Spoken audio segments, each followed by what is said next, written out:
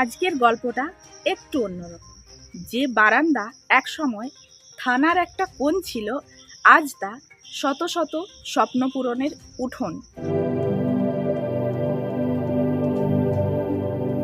যাদের বাবা মা দিনমজুর, রিক্সাওয়ালা, গৃহপরিচারিকা, তাদের কাছে এই বারান্দা এক মুঠো স্বপ্নের আলো এনে দিয়েছে। নমস্কার, আমি ঋতুপর্ণা।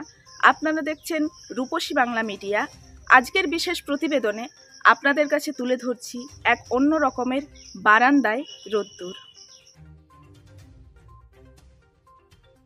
হাওড়া শহরের ব্যস্ত রাস্তাঘাট, সাইরেনের শব্দ, থেমে থেমে পুলিশের গাড়ির গর্জন, তারই মাঝে এক টুকরো নীরব বারান্দা, যেখানে প্রতিদিন বিকেলে জমে ওঠে এক অন্যরকম পাঠশালা।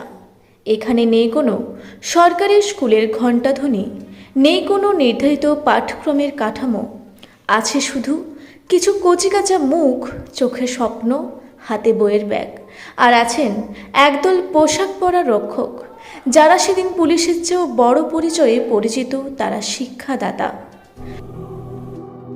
হাওড়া কমিশনারেটের মহিলা থানার দোতলার বারান্দায় সেই সমস্ত শিশুদের আমরা প্রাথমিক পাঠ শেখাই, যাতে তারা স্কুলে ভর্তি হতে পারে। আমরা জানি শিক্ষা শিশুর অধিকার, আর এই অধিকার থেকে যাতে কোনো শিশু বঞ্চিত না হয়। হাওড়া সিটি পুলিশের মহিলা থানার বারান্দায় গড়ে ওঠা এই অনন্য পাঠশালার নাম বারান্দায় রোদ্দুর।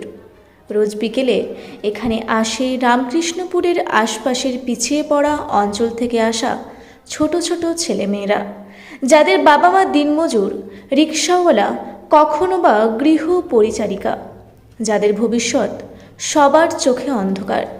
সেই ভবিষ্যৎকে আলোর দিকে টেনে আনছে এই পুলিশ বাহিনী।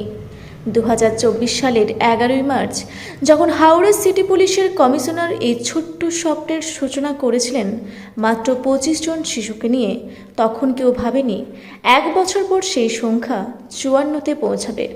আর যা সবচেয়ে বড় কথা, 51 জন শিশুকে স্কুলে ভর্তি করানো গেছে। সেই বারান্দায় এখন আর শুধু পড়াশুনোই হয় না, আঁকা শেখা, শরীরচর্চাও হয়। আর প্রতিদিন ক্লাস শেষে ছোটদের হাতে তুলে দেওয়া হয় খাবারের প্যাকেট। একজন মা জানালেন, আগে ছেলে পড়াশোনায় মন বসাতো না, এখন বিকেল হলেই নিজের থেকে বইয়ের ব্যাগ নিয়ে বারান্দায় ছুটে যায়। পুলিশ দিদিদের খুব ভালোবাসে।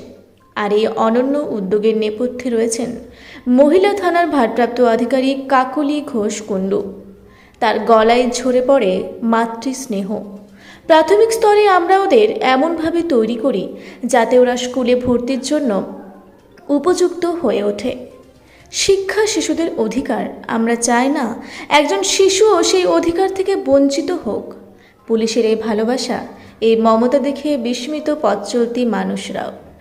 অনেকেই থেমে দাঁড়িয়ে দেখে পুলিশের বারান্দায় বসে বই মুখে এক ঝাঁক শিশু। কেউ কেউ মোবাইলে ছবি তোলে, কেউ চোখের কোণ মুছে বলে, সত্যি পুলিশ তো শুধু লাঠি নয়, বুকের ভেতরেও একটা হৃদয় আছে। এই গল্প শুধু এক থানার নয়, এক শহরের নয়, এই গল্প এক পরিবর্তনের। যে পরিবর্তন বলে দেয়, আলো যদি না আসে তবে আলো জ্বালাও। আর যারা সমাজে অন্যায়ের বিরুদ্ধে লড়ে বেড়ান, তারাও চাইলে হয়ে উঠতে পারেন আগামী প্রজন্মের নির্মাতা। হাওড়ার সেই বারান্দায় রোজ মিঠে রোদ্দুর নামে, ঠিক তেমনই প্রতিদিন শিক্ষার আলোয় আলোকিত হয় এক একটি মুখ। আর পুলিশের এই বারান্দায় রোদ্দুরে গড়ে উঠছে এমন এক প্রজন্ম, যারা একদিন হয়তো বলবে, পুলিশ মানে শুধু রক্ষক নয়, গড়ার কারিগরও। এই গল্প আমাদের শিখিয়ে দেয় যে বারান্দা একদিন শুধু থানার একটা কোণ ছিল, আজ তা শত স্বপ্ন পূরণের উঠোন। উদ্যোগটা শুরু হয়েছিল 2024 সালের 11ই মার্চ।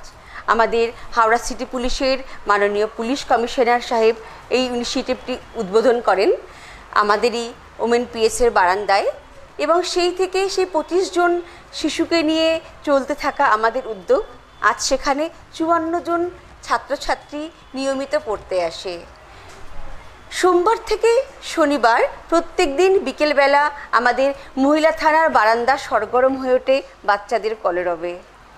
এবছর আমরা 51 জন শিশুকে স্কুলে ফেরত পাঠাতে পেরেছি এবং ভর্তি করেছি।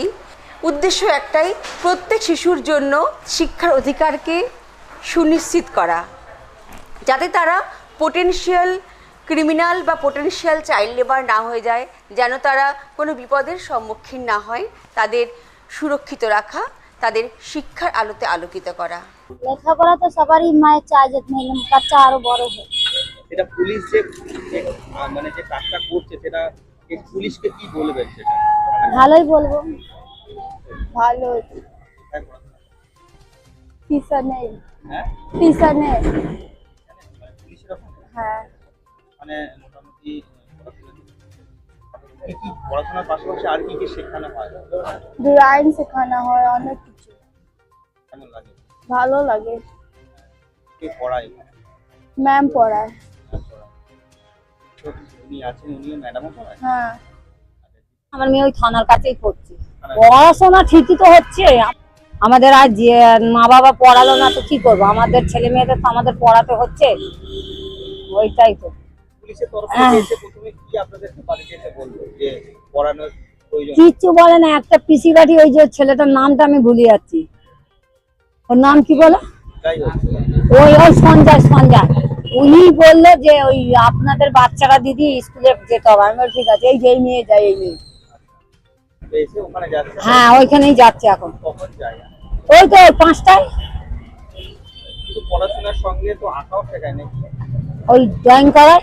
ড্রয়িং করায়? হ্যাঁ খাওয়া দাওয়ারও দেয়? হ্যাঁ।